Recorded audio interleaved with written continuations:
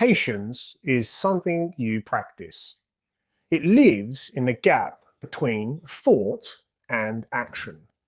Something happens that irritates you, and parenting is a good example.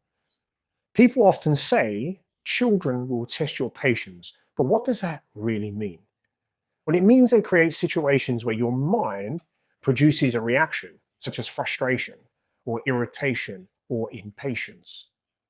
Now, patience is the ability to pause in that moment and to notice the thought before it becomes an action.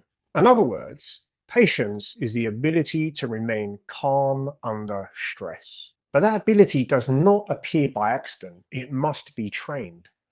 And that training happens in meditation.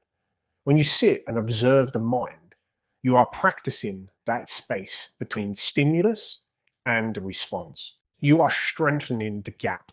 When you exercise patience with another person, you are essentially giving them your patience. And that is a gift. You see, it takes two people to have a battle. And if one person has the capacity to remain patient, the conflict loses its fuel. This is especially important in parenting.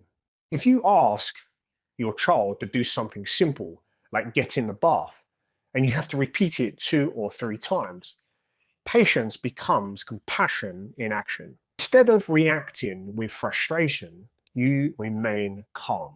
And in doing so, you teach something far more important than obedience.